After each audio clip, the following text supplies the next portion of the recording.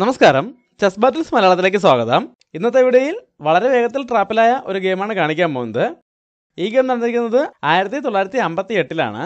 8 തവണ US championship നേടിയിട്ടുള്ള Samuel റഷഫ്സ്കിയും റമീർ മാർഗലറ്റ് എന്ന പ്ലെയറും തമ്മിലായിരുന്നു മത്സരം.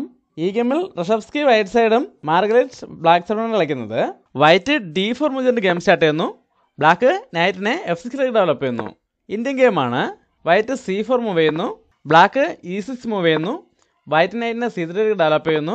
ബ്ലാക്ക് ബിഷപ്പിനെ B4 ഡെവലപ്പ് ചെയ്തുകൊണ്ട് ആ നൈറ്റിനെ പിൻ ചെയ്യുന്നു. ഇത് നിംസോ ഇന്ത്യൻ ഡിഫൻസ് ആണ്. വൈറ്റ് E3 മുതലുകൊണ്ട് നോർമൽ ലൈൻ സെലക്ട് ചെയ്യുന്നു. ബ്ലാക്ക് C5 മൂവ് ചെയ്യുന്നു. ഇവിടെ ഇപ്പോൾ വൈറ്റിന് ഒരുപാട് ഓപ്ഷൻസ് ഉണ്ട്. വൈറ്റ് ഇവിടെ നൈറ്റിനെ E2 ഡെവലപ്പ് ചെയ്തുകൊണ്ട് അറ്റാക്കുള്ള നൈറ്റിന് ഒരു സപ്പോർട്ട് കൊടുക്കുന്നു. ഈ വേരിയേഷൻ റോബിൻസ്റ്റൺ വേരിയേഷൻ എന്നാണ് അറിയപ്പെടുന്നത്. ബ്ലാക്കിന് ഇപ്പോൾ വേണമെങ്കിൽ പോൺ വെച്ച് പോൺ ഒട്ടിക്കൊണ്ട് ഒരു എക്സ്ചേഞ്ചിലേക്ക് പോകാം. എന്നാൽ ബ്ലാക്ക് ഇപ്പോൾ അത് ചെയ്യുന്നില്ല. പകരം മറ്റൊരു എക്സ്ചേഞ്ചിന് ശ്രമിക്കുകയാണ്. D5 മുതലുകൊണ്ട് C4 പോണിനെ അറ്റാക്ക് ചെയ്യുന്നു. ഇവിടെ ഇപ്പോൾ വൈറ്റിന് ഒരേ സമയം 2 പോൺ എക്സ്ചേഞ്ചുകൾക്ക് അവസരം കിട്ടിയിരിക്കുകയാണ്. ഇതിൽ ഏത് വേണമെങ്കിലും വൈറ്റിന് അക്സെപ്റ്റ് ചെയ്യാം. എന്നാൽ ഇവിടെ ബ്ലാക്ക് സൈഡ് കളിക്കുന്നത് അത്ര സ്ട്രോങ് അല്ലാത്തൊരു പ്ലെയറും വൈറ്റ് സൈഡ് കളിക്കുന്നത് ചരിത്രത്തിൽ തന്നെ ഏറ്റവും സ്ട്രോങ് പ്ലെയേഴ്സിൽ ഒരാളുമാണ്. അതുകൊണ്ട് തന്നെ അദ്ദേഹം ഇവിടെ ഇങ്ങനെ സിമ്പിളായിട്ടുള്ള എക്സ്ചേഞ്ചിലേക്കൊന്നും പോകുന്നില്ല. പകരം ബിഷപ്പിനെ D2 ഡെവലപ്പ് ചെയ്തുകൊണ്ട് ഈ നൈറ്റിനെ പിന്നിങ്ങിൽ നിന്നും ഒഴിവാക്കുന്നു. ഇവിടെ ഇപ്പോൾ ബ്ലാക്കിനും ഇതിൽ ഏത് എക്സ്ചേഞ്ചിലേക്ക് വേണമെങ്കിലും പോകാം. എന്നാൽ ബ്ലാക്ക് ഇവിടെ ഓപ്പണിംഗ് പ്രിൻസിപ്പിൾസിന് എതിരായിട്ടാണ് കളിക്കുന്നത്. ഇപ്പോൾ ഇവിടെ കാസ്റ്റിംഗ് ചെയ്യാനോ അല്ലെങ്കിൽ ഡെവലപ്പ് ആവാത്ത പീസുകളോ ഡെവലപ്പ് ചെയ്യാനോ ശ്രമിക്കുന്നില്ല. പകരം ക്വീനെ ഡെവലപ്പ് ചെയ്യാണ്. ക്വീനെ A5 ഡെവലപ്പ് ചെയ്യുന്നു. ഇതോടെ ബ്ലാക്കിൻ്റെ ഈ ബിഷപ്പിന് മൂവ് ചെയ്യാൻ സ്പേസ് ഇല്ലാതായിരിക്കുകയാണ്. അതുകൊണ്ട് തന്നെ വൈറ്റ് ഇവിടെ ആ ബിഷപ്പിനെ ട്രാപ്പ് ചെയ്യാൻ ശ്രമിക്കുകയാണ്.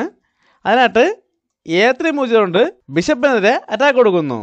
ഇവിടെ ഇപ്പോൾ വേണമെങ്കിൽ ബ്ലാക്കിന് ഈ ബിഷപ്പ് വെച്ച് നൈറ്റിനെ എടുത്തുകൊണ്ട് ഈ പ്രശ്നം സിമ്പിളായിട്ട് പരിഹരിക്കാനേ ഉള്ളൂ. എന്നാൽ ബ്ലാക്ക് അങ്ങനെ ഒരു എക്സ്ചേഞ്ചിലേക്ക് പോകുന്നില്ല.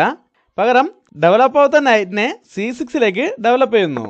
ബ്ലാക്കിൻ്റെ ഈ മൂവോടെ ബ്ലാക്ക് സൈഡ് കളിക്കുന്നത് വളരെ വീക്കായിട്ടുള്ളൊരു പ്ലെയറാണെന്നും അത് റഷഫ്സ്കിയെ പോലൊരു ഗ്രാൻഡ് മാസ്റ്റർക്ക് ചേർന്ന എതിരാളിയേ അല്ല എന്നും വൈറ്റ് ഇവിടെ തിരിച്ചറിയാണ്.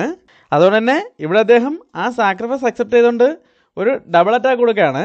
പോൺ വെച്ച് ബിഷപ്പിന് ഇട്ടെടുത്തുകൊണ്ട് ബ്ലാക്കിൻ്റെ ക്വീനെ അറ്റാക്ക് ചെയ്യുന്നു. ഇപ്പോൾ ബ്ലാക്കിൻ്റെ ക്വീനെതിരെ പോൺ വെച്ചും റൂക്ക് വെച്ചും അറ്റാക്കുണ്ട്. ഇവിടെ ഇപ്പോൾ ബ്ലാക്കിന് വേണമെങ്കിൽ ക്വീൻ വെച്ച് ആ പോൺ എടുത്തുകൊണ്ട് ഈ 2 അറ്റാക്കിൽ നിന്നും ഒരുമിച്ച് ഒഴിവാക്കാൻ കഴിയും.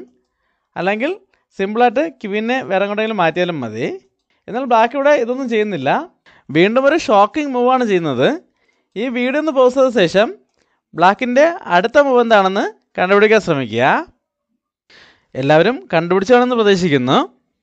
വൈറ്റ് ഇവിടെ പോൺ വെച്ച് ആ ബിഷപ്പിൻ്റെ എടുത്തപ്പോൾ ഈ റൂക്കിൻ്റെ ഫയൽ ഓപ്പൺ ആയത് അറിഞ്ഞില്ല എന്ന രീതിയിലാണ് ബ്ലാക്ക് ഇവിടെ കളിക്കുന്നത്. ഇവിടെ ക്വീൻ വെച്ച് പോൺ എടുക്കുന്നതിന് പകരം നൈറ്റ് വെച്ച് പോൺ എടുക്കുന്നു. ഇവിടെ ബ്ലാക്ക് സൈഡ് കളിക്കുന്നത് വളരെ വീക്കായിട്ടുള്ളൊരു പ്ലെയറാണെന്ന ചിന്തയിലാണ് വൈറ്റ് കളിക്കുന്നത്. അതുകൊണ്ട് തന്നെ അദ്ദേഹം മറ്റൊന്നും ചിന്തിക്കുന്നില്ല. കിട്ടിയ അവസരത്തിൽ ആ ക്വീനെ വെടിയെടുക്കുകയാണ്.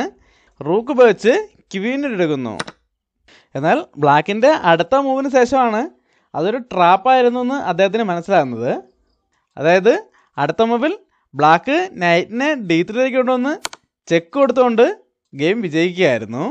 ഇത്രയും കരുക്കളുടെ ഇടയിൽ വളരെ സേഫായിട്ടിരുന്ന കിങ്ങിനെതിരെ ഇങ്ങനൊരു അറ്റാക്ക് വരുമെന്ന് വൈറ്റ് ഒരിക്കലും പ്രതീക്ഷിച്ചതില്ല. മാത്രമല്ല ഇത് ഒരേ സമയം ഒരുപാട് പ്ലെയേഴ്സിനെതിരെ കളിച്ചതിൽ ഒരു ഗെയിമാകാനാണ് സാധ്യത. അല്ലെങ്കിൽ ഇങ്ങനെ സംഭവിക്കില്ലായിരുന്നു. നമ്മൾ എത്ര സ്ട്രോങ് പ്ലെയർ ആയാലും നമ്മുടെ എതിരാളിയെ ശക്തി കുറച്ച് കാണാൻ പാടില്ല എന്നതിന് ഏറ്റവും നല്ലൊരു തെളിവാണ് ഈ ഒരു ഗെയിം. ഈ ഗെയിം ഇഷ്ടമായെങ്കിൽ ലൈക്ക് ചെയ്യുക, കമൻറ്റ് ചെയ്യുക, സബ്സ്ക്രൈബ് ചെയ്യുക. അടുത്തൊരു വീഡിയോ വീണ്ടും കാണാം. നന്ദി, നമസ്കാരം.